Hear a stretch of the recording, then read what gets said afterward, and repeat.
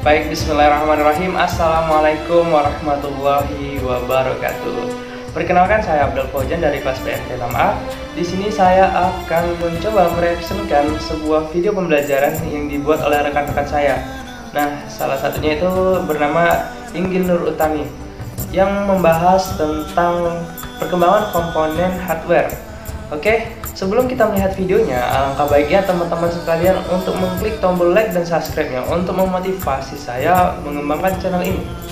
Oke, langsung saja kita saksikan videonya setelah pesan-pesan berikut ini.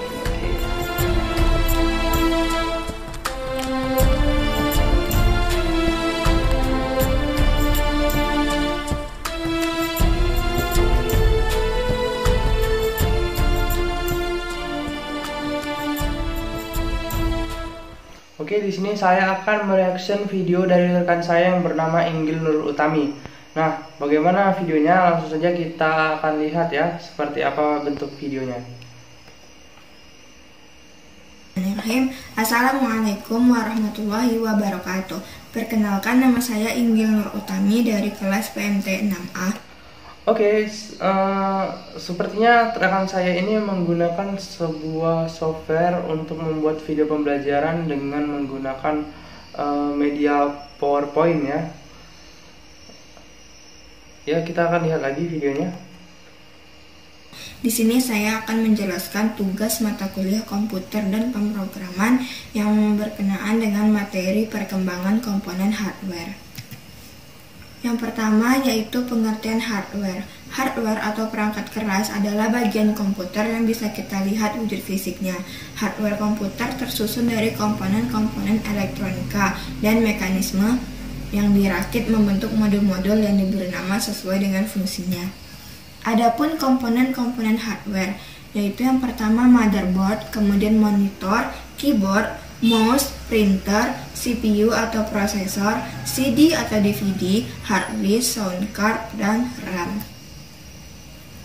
Komponen yang pertama yaitu dilihat dari video ini juga kita bisa melihat bahwasanya tampilan PowerPoint ini sangat minimalis sekali ya, dan ini sangat bergaya di era-era klasikal gitu.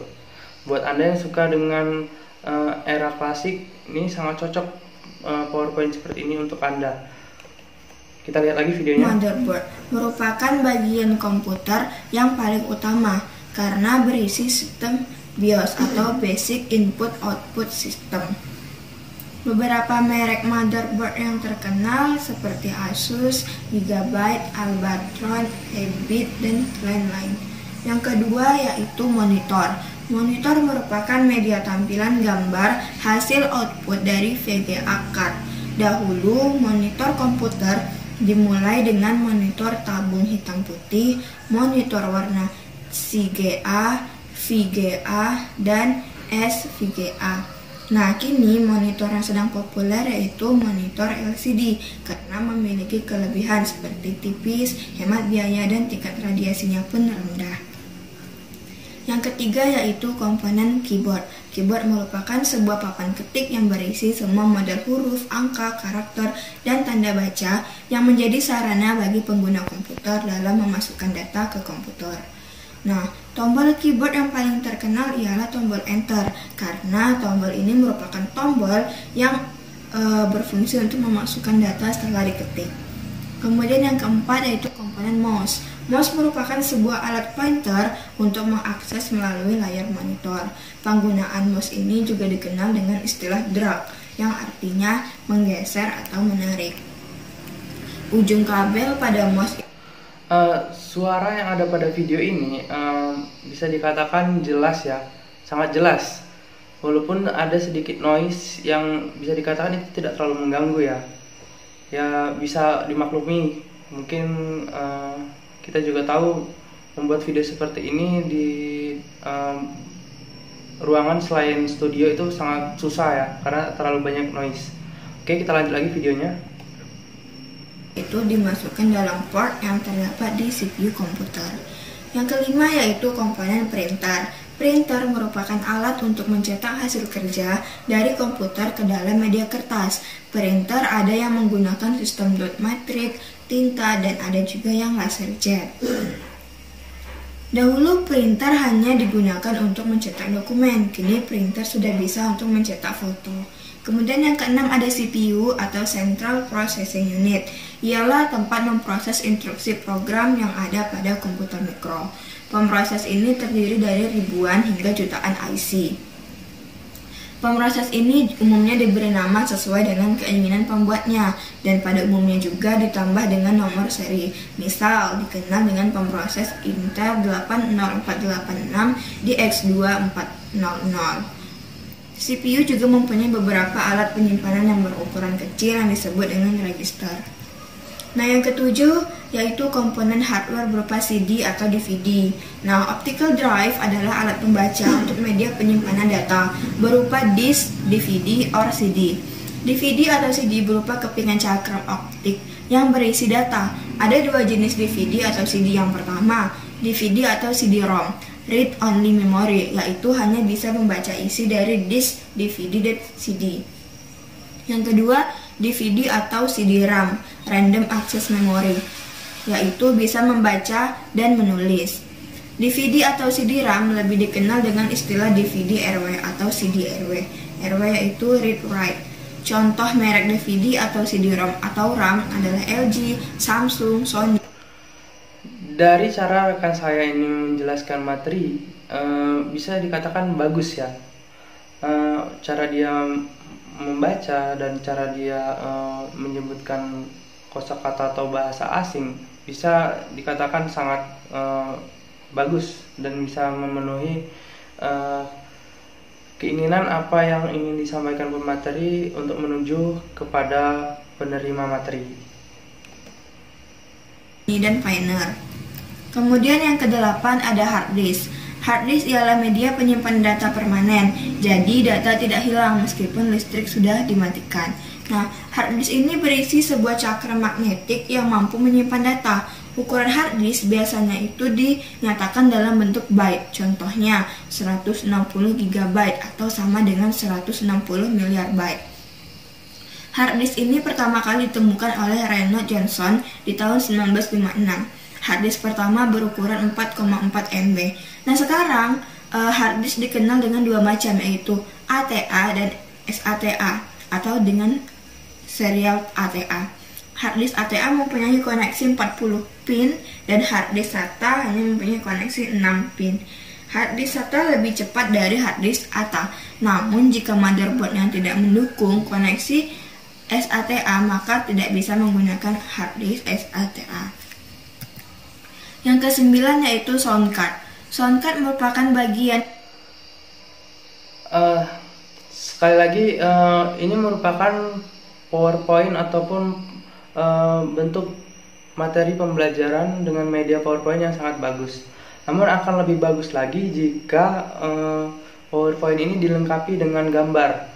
Seperti contohnya tadi hard disk. Nah, pemateri atau rekan saya ini tidak memunculkan ataupun menampilkan foto-foto yang berkaitan dengan hard disk, sehingga